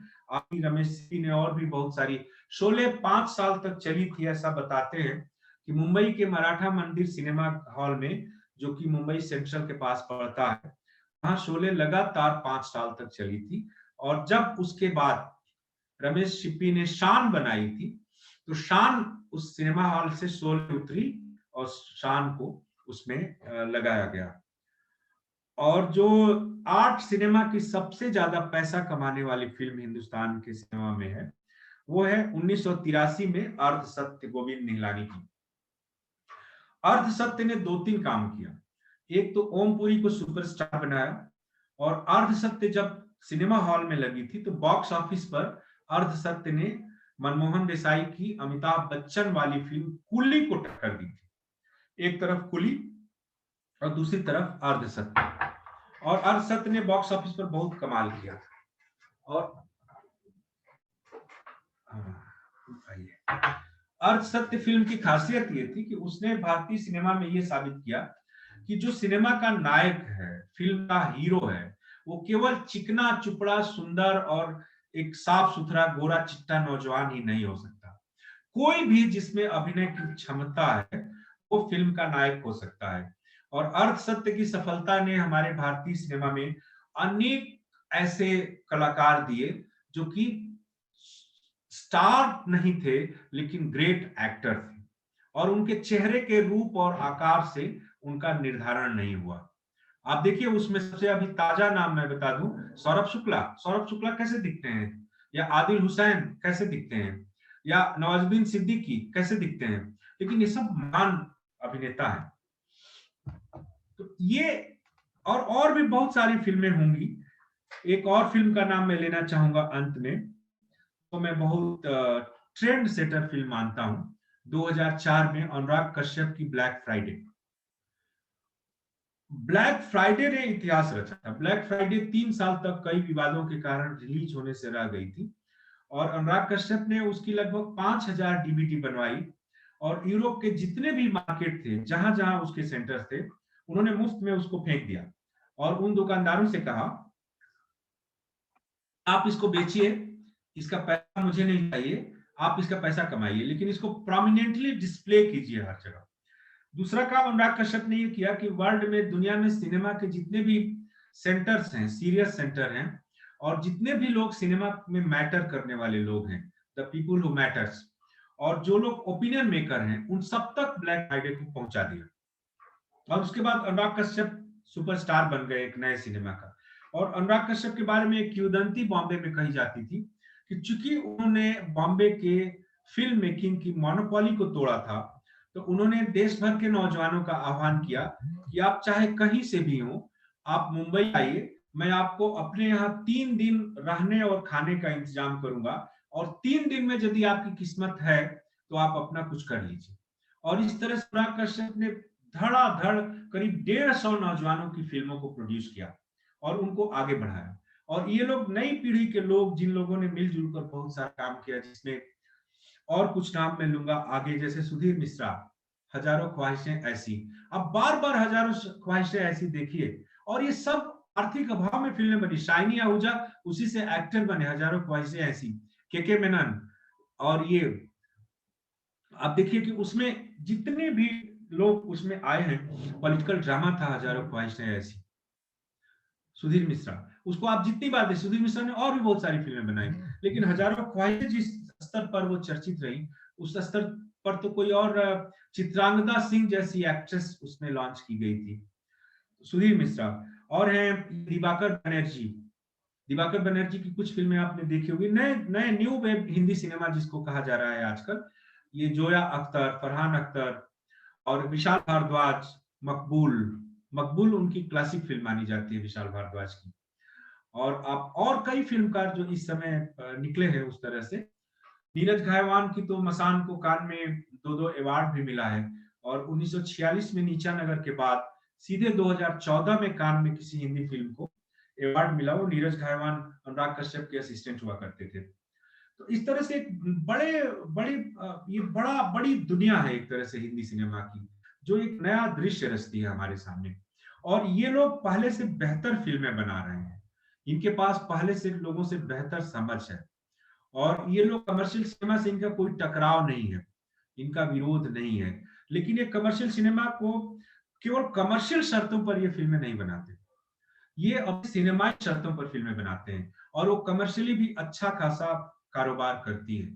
अनुराग कश्यप की आप गुलाल देख लीजिए, ये गुलाल का वो गाना याद कीजिए, आरंभ है प्रचंड, जो इनका है, पीयूष मिश्रा ने लिखा। या आप देखिए गैंग्स ऑफ वासेपुर में जब वो गाते हैं पीयूष मिश्रा, एक एक एक बगल में चांद होगा, एक बगल में रोटियां। तो एक नया पल लेकर ये लोगों ने पूरे मुंबईया सिनेमा के चेहरे को बदल दिया। और इस तरह से आज एक ऐसा अवसर हमारे नौजवानों के सामने खुला कि आने वाले समय में लाखों लाख इस देश के करोड़ों नौजवान अपनी टेक्नोलॉजी सीखकर अपना अपना फिल्म बनाएंगे।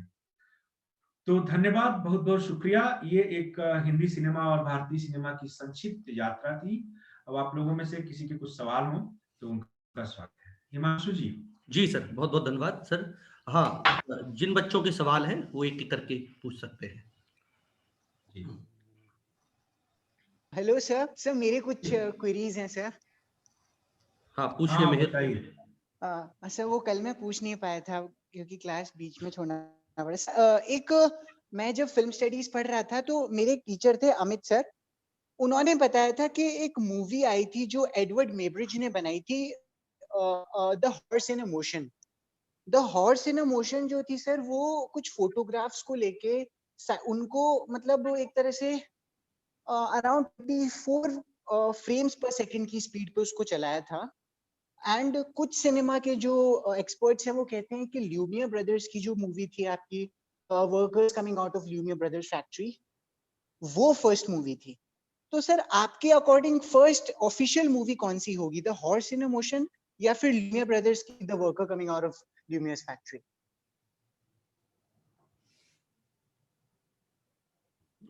मुझे लग रहा है सर का शायद नेटवर्क प्रॉब्लम है, वीडियो उनका अच्छा, फ्रीज वहां दिख पर रहा है। प्रॉब्लम है, ओके। हाँ, अच्छा आ रहे हैं सर जी। सर सर मैं सवाल रिपीट करूं सुन पाए क्वेश्चन? सर आपने? नहीं, सवाल सुन नहीं पाया। हाँ, एक बार फिर से अच्छा रिपीट अच्छा, करो ओके मेरे ओके लिए। सर, मैं रिपीट करता हूँ। सर जब मैं फिल्म स्टडीज पढ़ रहा था अपने ग्रेजुएशन के टाइम, तो मेरे एक टीचर थे अमित सर जो फिल्म स्टडीज पढ़ा रहे थे। उन्होंने बताया था कि एक मूवी थी the horse in a motion जो एडवर्ड मेबरिज ने बनाई थी। मतलब एक एक्सपेरिमेंट था जो फर्स्ट एवर सिनेमैटिक एक्सपेरिमेंट को हम बोलते हैं आफ्टर पिनहोल कैमरा। उसमें उन्होंने कुछ फ्रेम्स पर सेकंड की स्पीड पे एक कुछ बहुत सारी फोटोग्राफ्स को मूव किया था और उससे एक इल्यूजन क्रिएट हुआ था रनिंग हॉर्स का। तो कुछ फिल्म एक्सपर्ट्स कहते हैं कि the horse in motion is actually the first ever film ever made, मतलब फिल्म के पर्सपेक्टिव से हम उसको। लेकिन जैसा आपने भी कहा और बहुत सारे बड़े सिनेमा एक्सपर्ट्स भी कहते हैं अच्छे आपकी तरह कि ल्यूमियर ब्रदर्स की एक movie workers coming out of Lumiere's factory first ever movie थी। तो आपके हिसाब से सर फर्स्ट ऑफिशियल मूवी कौन सी होगी सर? इस चक्कर में हमें नहीं पढ़ना चाहिए कि कौन सी फर्स्ट है कौन सी सेकंड है, क्योंकि अब ये 100 साल 125 साल बीत चुके हैं। उसका एक हिस्टोरिक इंपॉर्टेंस है और नए नए रिसर्चेज होंगे। लीजिए कि कल कोई आकर एक रिसर्च करे और वो बताए कि लूमियर्स ब्रदर्स से 2 साल पहले एक फिल्म बन गई थी जो अभी तक डंप थी, नहीं दिखाई गई, तो वो फर्स्ट मूवी हो जाएगी। लेकिन जो अभी तक हिस्ट्री की किताबों में और मोमा में और जितने भी सेंटर्स हैं उनमें लूमियर्स ब्रदर्स को ही माना जाता है, तो मैं उसी को मानूंगा। अच्छा अच्छा, ल्यूमियर। अच्छा, और सर नेक्स्ट मेरा ये क्वेश्चन है अबाउट ऑस्कर्स 2019। सर आपको नहीं लगता कि पैरासाइट को जब बेस्ट मोशन पिक्चर का अवार्ड मिला तो वो जो बाकी की फिल्म्स थी 1917, Ford versus Ferrari, once upon a time in Hollywood, आपको नहीं लगता कि सर वो एक्सपेरिमेंट, क्योंकि उनको सिर्फ ये दिखाना था कि अब कोई भी international movie best motion picture का अवार्ड जीत सकती है, तो उन्होंने पैरासाइट को वो अवार्ड देके बहुत सारी अच्छी मूवीज को उन्होंने सैक्रिफाइस कर दिया? क्योंकि मेरे अकॉर्डिंग सर पैरासाइट शायद इतनी डिजर्विंग नहीं थी कि उसको बेस्ट मोशन पिक्चर का दिया जाए। सर आपके एक क्या तो व्यूज एक हैं? तो एक तो इस पर मेरा कहना यह है कि ऑस्कर के बारे में कि ऑस्कर अवार्ड कैसे मिलता है, हमारे हिंदुस्तान के लोग बहुत कम करते हैं। आप लोगों को लगता होगा कि 7-8 लोगों की जूरी है जो उसमें वोट करती है और वो ऑस्कर मिलता है। ऑस्कर की जूरी की संख्या 7,000 है, तो 7,000 से 8,000 लोग उसमें वोट करते हैं। तो ऐसा नहीं हो सकता कि 7-8 हजार लोग बेवकूफ हैं और वो गलत को वोट कर देंगे, ऐसा नहीं हो सकता। दूसरी बात, पैरासाइट अपने सिनेमा के क्राफ्ट में और अपने आइडिया में एक नयापन लेकर आई थी। सिनेमा एक मॉडर्न आर्ट है और सिनेमा में हमेशा नॉवेल्टी, जिसको मैंने unique style of story telling जिसको अंग्रेजी में कहेंगे, उसको महत्व दिया जाता है। बातें तो इस संसार में है ना, जैसे महाभारत के बारे में कहा गया कि जो कुछ इस संसार में है वो सब महाभारत में है और जो महाभारत में है वो सब संसार में है। उसी तरह जो वर्ल्ड सिनेमा की दुनिया है उसमें पहले से बहुत चीजें बनी हुई हैं, लेकिन कोई भी फिल्म मेकर एक नए ढंग से अपनी बात को कहता है, उसको महत्व मिलता है। मेरे हिसाब से पैरासाइट अनडिजर्विंग फिल्म नहीं है। पैरासाइट की सक्सेस के पीछे राज यही था कि ऑस्कर में जाने से पहले पर ऑस्कर की जूरी के 7,000 सदस्यों में से करीब 5,000 लोग पैरासाइट देख चुके हैं। तो ऑस्कर उसी फिल्म को मिलता है जिसको मैक्सिमम जूरी के मेंबर देख चुके होते हैं। जी ओके। एंड सर मेरा एक सजेशन है कि एक फिल्म है सर, द मतलब जो आपने जिसके बारे में बताया था, the house that Jack built, जो लार्स वॉन ट्रियर ने बनाई थी सर। एक अगर आपने देखी हो तो इट्स वेरी गुड। एक मूवी है सर 2001 में, एक हॉरर फिल्म आई थी, विक्टर साल्वा जो कि बहुत अंडररेटेड हॉरर मूवी डायरेक्टर हैं, उनकी एक मूवी थी sir Jeepers Creepers. Jeepers Creepers, the house that Jack built, sir Jeepers Creepers से ही इंस्पायर्ड है। एक जो उसका एक मतलब लूजली इंस्पायर्ड है, तो प्लीज अगर आप प्लीज सर देखिएगा एक बार जीपर्स क्रीपर्स। सर ने देखी होगी मेहर, आप पहले से अनुमान मत हो लगाइए, सकता है है ना? नहीं हो सकता है कि वो उससे इंस्पायर्ड हो, लेकिन the house that Jack built अपने पूरे कलेवर और कंटेंट में बड़ी नई फिल्म है। केवल एक सीरियल किल हॉरर फिल्म नहीं है जैक, ये फिल्म जो लास्ट फ्रंटियर की फिल्म हॉरर फिल्म है ही नहीं, वो तो रियल स्टोरी है, वो तो रियलिस्टिक वृतांत है उसका, सच्चाई जो हुआ था उसने मारा था। बस इंटरवल के बाद वो फिल्म फिलोसफी और स्पिरिचुअलिज्म में चली जाती है, और ऐसे विजुअल्स में वो एक पूरा होल जिसमें वो ब्रह्मांड को दिखाते हैं, और वो ब्रह्मांड में वो सफर करता है और उसके साथ साथ उसकी आत्मा सफर करती है, तो ये बताया गया है। चलिए कोई दूसरा और सवाल। सर मेरे thank you thanks a lot sir मेरे क्वेश्चन है, शशि कपूर की 1970s की एक फिल्म है हॉलीवुड डायरेक्टर की, सिद्धार्था, मे बी आपको पता होगा जी, तो वो जर्मनी के उसके जर्मन उपन्यासकार हेमंत हेसे के उपन्यास पर आधारित है। उस उपन्यास का टाइटल है सिद्धार्थ। हाँ जी जी जी जी जी जी सर। तो और सर उसके रिगार्डिंग उस समय मतलब 1970s के दौरान ये फिल्म बनी इंडिया के अंदर, और मतलब मेरे पेरेंट्स को नहीं पता था उस बारे में, आई थिंक शायद इंडिया में लोकली रिलीज नहीं की गई होगी। तो उस समय इंडियन कमर्शियल एक्टर्स का जैसे शशि कपूर का एक हॉलीवुड फिल्म के अंदर या फिर हॉलीवुड डायरेक्टर का काम करना, तो क्योंकि आपको पता होगा ज्यादा बेहतर कि उस समय क्या रिएक्शन होता होगा इंडियन सिनेमा का या फिर लोगों का इस तरीके के सिनेमा के regarding, as a layman language में अगर आप थोड़ा बता सके उसके बारे में। लेमैन लैंग्वेज में ये है कि वो फिल्म शशि कपूर के कारण चर्चित नहीं हुई थी, हिंदुस्तान में वो फिल्म सिमी ग्रेवाल के एक्सपोजर के कारण चर्चित हुई। वो पहली फिल्म थी हिंदुस्तान में जिसमें किसी औरत के शरीर को इतना खुले रूप में दिखाया गया, और वो सिमी ग्रेवाल थी। और शशि कपूर से मेरी आखिरी मुलाकात पृथ्वी थिएटर में हुई थी उनकी डेथ से पहले। दिनेश ठाकुर का अंक थिएटर था, उसका एक जलसा हो रहा था उनके 30 साल पूरे होने पर, अंक के 30 साल होने पर, आज से 10 साल पहले। और शशि कपूर से मैंने सिद्धार्थ की बात की थी और वो खूब खुश हुए थे कि क्या आपको याद है वो, तो मैंने उनको एक डायलॉग सुनाया था जो शशि कपूर कहते हैं, और वो डायलॉग मेरा एक जीवन का महत्वपूर्ण मंत्र वाक्य है, मेरे जीवन का, वो सिद्धार्थ का डायलॉग। शशि कपूर एक सेठ के यहाँ जाते हैं उसमें, और वो फिल्म दरअसल 2 लेवल पर चलती है जैसा कि आपको पता होगा, एक तो गौतम बुद्ध की कहानी उसमें चलती है, और एक सामान्य नागरिक शशि कपूर जो बुद्ध और सामान्य नागरिक में ट्रांसेंड करते हैं और ट्रैवल करते हैं, वो एक जीवन की मीनिंग, जीवन का अर्थ खोजने निकले हैं। तो उसमें वो सेठ से कहते हैं कि आप मुझे रख लीजिए, आपको बहुत भला होगा। तो सेठ कहता है कि तुम ऐसा क्या है कि मैं तुम्हें अपने पास रखूं, खिलाऊं पिलाऊं और तुम्हारी सेवा करूं, ये सब क्यों? तो शशि कपूर कहते हैं, वो अंग्रेजी में डायलॉग है कि I can read I and write, I can can fast, read and write, right. I can wait, I can fast and I can think। ये बात है, तो जो आदमी ये कर सकता है वही उद्धत्व को प्राप्त होता है। तो यही मेरी राय है उस फिल्म के बारे में, मेरी पसंदीदा फिल्मों में से एक। जी जी जी जी जी सर। चलिए आगे। बहुत सुंदर। Sir please hello sir please जो हमारा पैरेलल सिनेमा था उसके बारे में आप कुछ प्लीज बता सकते हैं सर कि उसका समय नहीं है, समय नहीं है, समय उसके लिए अलग से 2 घंटा चाहिए। अन्य बच्चे भी सवाल पूछ। जी जी ओके सॉरी नाम सर। हाँ बोलो अमर। सर मेरा एक सवाल है सर, हम जैसे लाउड बोलो, लाउड। सर एक फॉर्म्स ऑफ फिल्म है जैसे realism, realistic, contemporary art, stylish, melodramatic और क्लासिकल जो फिल्म होते हैं सर, मुझे ने का एक एडवांटेज और क्या इनकी विशेषताओं को लेके बनाना चाहिए, मैं ये जानना चाहता हूँ छोटा सा। क्या क्या आपका सवाल में समझा नहीं, फिर से रिपीट कीजिए। जी सर।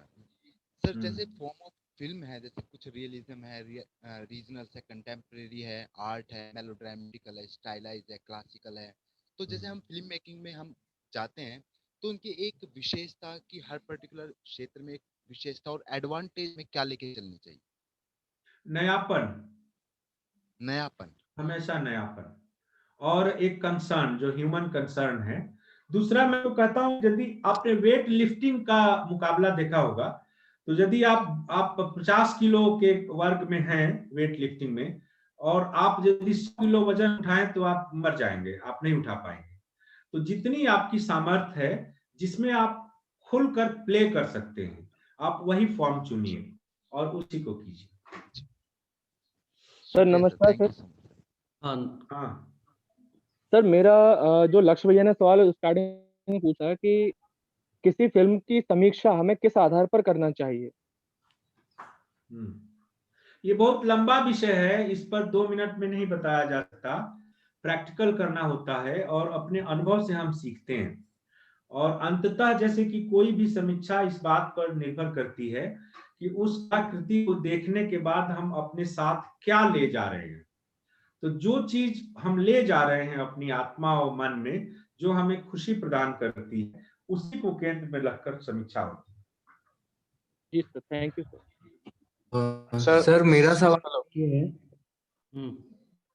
सर कि फिल्मों को कैटेगराइज कैसे करते हैं। जैसे आपने बताया पैरेलल सिनेमा होता है एंड क्लासिकल सिनेमा होता है, तो सर कैटेगराइज कैसे करते हैं फिल्मों को, एंड कौन कौन सी और भी कैटेगरीज होती हैं फिल्मों की।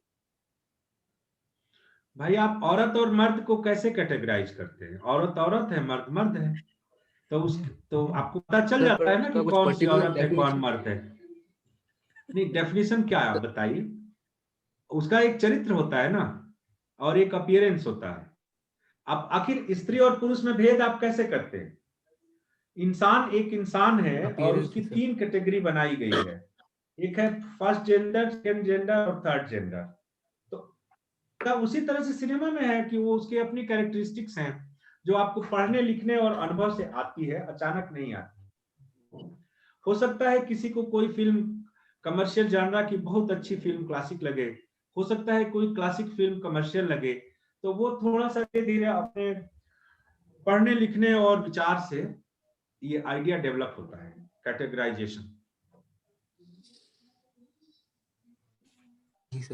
आगे और किसी का कोई सवाल? सर मुझे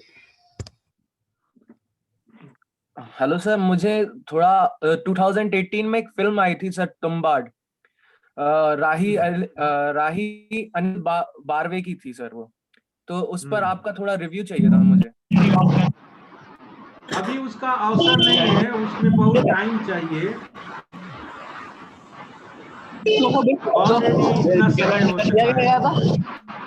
अपना माइक म्यूट कीजिए, अपना माइक म्यूट कीजिए।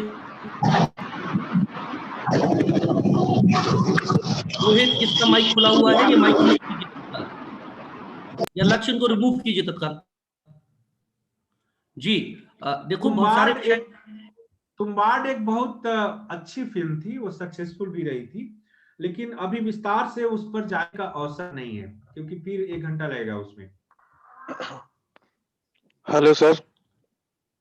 हाँ सर, मैंने कई समीक्षकों को सुना है ऐसे फिल्म के लिए जैसे आपने सुनाया, तो सर मैंने बहुतों को देखा है कि वो नेगेटिव मतलब ज्यादा थोड़ा वो करते हैं। वैसे तो आपने बताया कि अपने अपने विचारों से जो अपने मन में लेकर जाता है उसके अकॉर्डिंग अपन करते हैं, पर जब सर आपने जितनी भी 3 दिन में हमने आपसे बातें सुनी है, आपने मतलब हर एक पॉइंट को पॉजिटिवली बताया है। इसके लिए मैं मतलब आपसे सुनना चाहूंगा कि आपने हर चीज को मतलब किस तरीके से लिया कि आप पॉजिटिवली, और वाकई में वो पॉजिटिवली है भी, पर बहुत से समीक्षक मतलब उन्हीं चीजों को अलग तलग से तोड़ मरोड़ के मतलब कुछ बोलते करते हैं। आपसे सुनना चाहूंगा सर। देखिए, बहुत सारे समीक्षक ब्रह्मा हो चुके होते हैं, मैं अभी ब्रह्मा नहीं हुआ हूँ। मैं still I am student of cinema, तो मैं अभी सिनेमा का छात्र हूँ। तो मैं यदि पॉजिटिव नहीं रहूंगा तो मेरे दिल में उतनी खुशी कैसे आएगी? सिनेमा एक आर्ट है, कला माध्यम है, और सिनेमा इसलिए है कि वो हमें खुशी प्रदान करती है, और जब हम खुश होते हैं तो हमारे मन में अच्छे विचार आते हैं, तो थोड़ा सा हम बेहतर मनुष्य हो जाते हैं। जैसे मैंने जब धर्मेंद्र की एक ही फिल्म है जिसको मैं सबसे हाई रेट देता हूं, और वही फिल्म उनके मरने के बाद जानी जाएगी, उसका नाम है सत्यकाम। तो सत्यकाम फिल्म देखने के बाद मैं तो एकदम बदल गया था, मुझे कितनी महान फिल्म बन सकती है, ये हुआ था। तो उसी तरह से पॉजिटिव होना ही चाहिए। दूसरा क्या है कि हमारा संसार ऑलरेडी कूड़ा कचरा से भरा हुआ है। यदि हम उसी कूड़े कचरे में उलझ जाएंगे तो हमारे पास अच्छी चीजों के लिए बारे में सोचने का अवकाश नहीं होगा, स्पेस नहीं होगा। तो हम थोड़ा सा, जैसे हंस क्या करता है, हंस पक्षी मानसरोवर का, कि वो दूध पी लेता है, पानी छोड़ देता है। आप पानी मिला दूध उसको दीजिए तो दूध पी लेगा, पानी छोड़ देगा। तो समीक्षा का भी काम ये है कि समाज में जो कुछ भी अच्छा हो रहा है उसके बारे में बात करें, और जो समाज में बुरा हो रहा है उस पर भी अच्छी फिल्में बन रही है, इसलिए उस पर अच्छाई से बात की जानी चाहिए।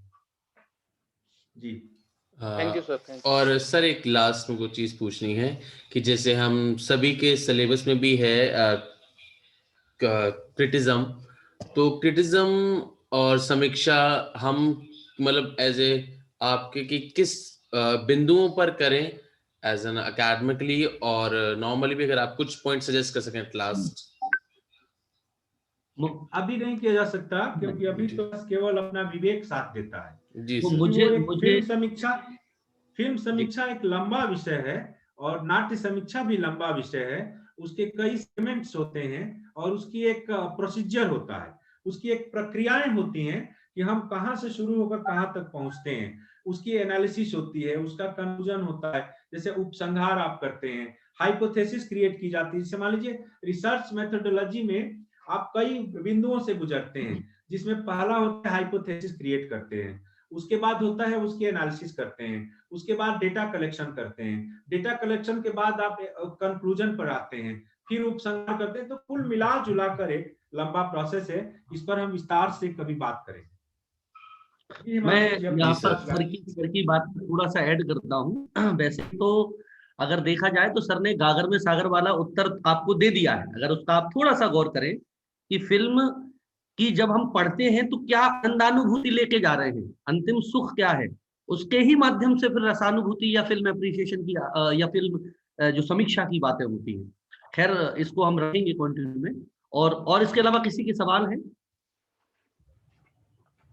अब हो गया, अब बंद किया जाए। चलिए बहुत धन्यवाद सर। मैं अपने इन शब्दों में तो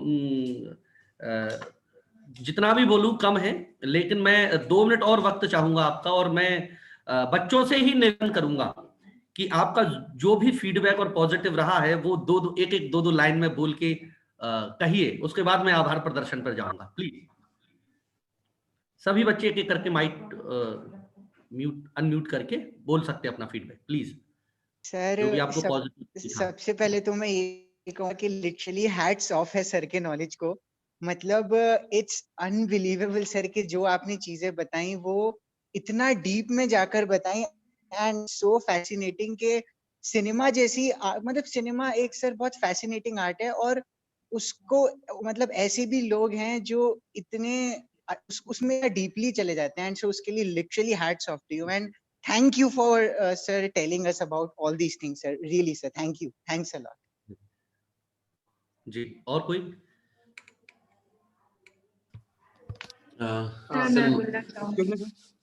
हाँ बोलिए। Thank you sir first thank of you all Ajit sir. आप हेलो हाँ सर हाँ मेरा बोलो रेखा। लो 1 मिनट बात कर लो उससे, जो बता देगा तो मैं गौरव आ जल्दी जाओगे करो तो 5 मिनट में। बेटा, बाकी अपना माइक अनम्यूट रखें। गौरव बोलिए जल्दी। Yes sir. सर मेरा एक क्वेश्चन है, क्या मैं पूछ सकता हूँ? क्वेश्चन अब नहीं बेटा, क्वेश्चन आप है सर। क्वेश्चन नहीं, क्वेश्चन अब बाद में रखेंगे और क्लास करेंगे। आप जी आपका फीड दे सकते हैं। सर फीडबैक बहुत अच्छा रहा sir. First of all thank to you sir, Himanshu sir. और सर इतना अच्छा आपने होस्ट कराया, और सर जैसे सर की नॉलेज है सर, बहुत अच्छा एक्सपीरियंस रहा। कम टाइम में सर इतना सारा हम नॉलेज गेन कर पाए सिनेमा के रिगार्डिंग, और 4th सेमेस्टर में ये है भी सिलेबस में। थैंक्स। ग्रेट। मैं सभी बच्चों से मेरी बात हुई है लगातार सर 2-3 दिन, और सभी का फीडबैक इतना अद्भुत है कि सर समझाते सब हैं, पढ़ाते सब हैं, ज्ञान सब देते हैं, लेकिन जिस स्तर से आप और जिस कलात्मक ढंग से हम लोगों की आप स्रोत बने हैं, ये बहुत अद्भुत बात है।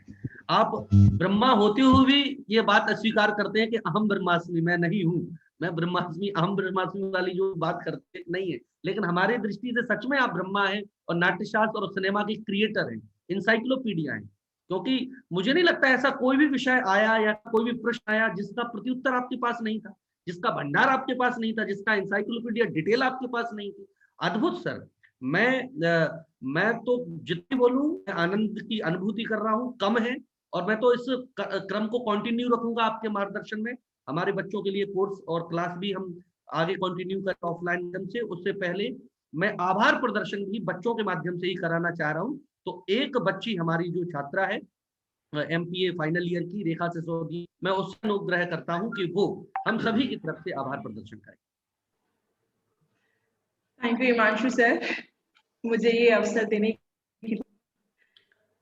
इस 3 दिवसीय वेबिनार के जो मुख्य वक्ता हैं, वरिष्ठ पत्रकार, रचनाकार, नाट्य एवं फिल्म समीक्षक अजीत राय सर का पूरे नाट्य एवं रंगमंच विभाग की तरफ से मैं बहुत बहुत शुक्रिया और धन्यवाद अदा करना चाहूंगी। आपने अपने बहुमूल्य समय में हमारे लिए जो समय निकाला और अपने ज्ञान और अनुभव से जो हमें समृद्ध किया, इसके लिए बहुत बहुत आभार सर। ये बहुत ही गौरवपूर्ण क्षण है हमारे लिए और सौभाग्य का अवसर भी है कि आप जैसे व्यक्तित्व से हमें वर्ल्ड सिनेमा के बारे में जानकारी मिली, क्योंकि मेरे लिए तो ये नया सब्जेक्ट है, सिनेमा के बारे में मुझे कोई नॉलेज नहीं थी, और आपसे जो मुझे मिली है वो उसे शब्दों में बयां नहीं कर पा रही मैं। इतने बड़े और इतने विशाल विषय को जो आपने बहुत ही सरल और एक प्रभावशाली तरीके से बताया, एक श्रृंखला वाइज जो आपने बताया, इसके लिए आपका बहुत बहुत धन्यवाद। ऐसी कोई भी जानकारी जो हमें शायद किताबों के पढ़ने से नहीं मिलती, वो सिर्फ इस वेबिनार के थ्रू हमें मिली। बहुत ही अच्छा अनुभव रहा।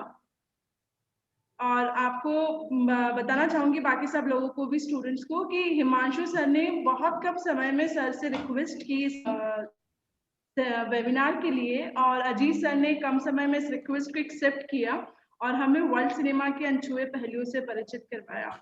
और आपने जैसे बोला कि हम ब्रह्मास्मि, आप ब्रह्मा नहीं है, लेकिन हम आपको नमन करते हैं। सचमुच सर ज्ञान का भंडार हैं आप हमारे लिए। और आपकी जो ये सरलता है, जो एकदम सिंप्लिसिटी है, जो सौम्यता है, इसकी जो महक आपके व्यक्तित्व से आती है, ये हमारे लिए बहुत बहुत आह्लादित करती है। Thank you. और सिनेमा का जो ज्ञान रूपी प्रसाद आपने हमें दिया है सरल शब्दों में, उसके लिए बहुत बहुत धन्यवाद। जो ये हमें क्या मिली, निश्चित ही हमारे लिए बहुत ही उपयोगी सिद्ध होगी। मैं कृतज्ञ और कृतज्ञता ज्ञापित करना चाहूंगी राजा मानसिंह तोमर संगीत एवं कला विश्वविद्यालय के कुलपति श्रीमान प्रोफेसर साहित्य कुमार नाहर सर का, एवं हमारे विश्वविद्यालय के कुलसचिव महोदय डॉक्टर कृष्ण शर्मा सर का, जिनके आशीर्वाद से ये कार्यशाला सफलतापूर्वक आयोजित हो सकी। और हमें उम्मीद है कि उनके नेतृत्व में ऐसी और भी कार्यशालाएं भविष्य होती रहेंगी। मैं आभार प्रकट करना चाहूंगी नाट्य एवं रंगमंच संकाय के विभागाध्यक्ष डॉक्टर हिमांशु द्विवेदी सर का, जिन्होंने इस पूरी कला को क्रिएट किया, इसे रचा, हमारे लिए अजीत सर से बात की और इस वेबिनार को सफलतापूर्वक आयोजित करवाया। सर आपके विश्वास और मार्गदर्शन से ये 3 दिवसीय कार्यशाला आयोजित हो सकी। हम आपके बहुत ऋणी हैं, और आपकी जो ये एनर्जी है, इससे हमें एनर्जी मिलती है, हमें पॉजिटिवनेस मिलती है। आप बहुत बहुत आभार, धन्यवाद हिमांशु सर। और कोई भी कार्यशाला जो है वो श्रोताओं के बिना नहीं हो पाती, तो मैं विशेष धन्यवाद अर्पित करना चाहूंगी नाट्य एवं रंगमंच संकाय के सभी विद्यार्थियों का, सभी स्टूडेंट्स का, जिन्होंने सधैर्य इस कार्यशाला में भाग लिया। आपकी उपस्थिति ने इस कार्यशाला को संपूर्ण बनाया, और विश्वास है कि ये सभी के लिए बहुत ही लाभकारी सिद्ध हुई होगी। और एक बार पुनः मैं धन्यवाद अर्पित करना चाहूंगी अजीत सर का और डॉक्टर हिमांशु द्विवेदी सर का, इस कार्यशाला को आयोजित और सफल बनाने के लिए। आपका बहुत बहुत धन्यवाद, आभार sir. Thank you so much sir. और इसी विनम्रता के साथ कि आगे आपका आशीर्वाद और मार्गदर्शन हमें बहुत ज्यादा रूप में प्राप्त होगा, मैं पुनः संपूर्ण विभाग और विश्वविद्यालय परिवार की तरफ से आप सभी का विशेष धन्यवाद और आभार करता हूं। बहुत बहुत धन्यवाद sir. Sir thank you so much Himanshu sir, thank you so much Ajit sir. आपने तो मुझे पहले दिन आपको सुन के ऐसा लग रहा था सर कि आपको तो एक फिल्म बनानी चाहिए, क्योंकि आप इतना डीपली हर बारे में और इतनी मतलब आप चीजें हमको बताई, एक महान अभिनेता, एक महान डायरेक्टर ही उन चीजों को देख सकता है, इतनी बारीकी से कर सकता है। तो thank you so much sir, आपने जो हमको 3 दिन की ये वर्कशॉप दी उसके लिए बहुत बहुत धन्यवाद सर।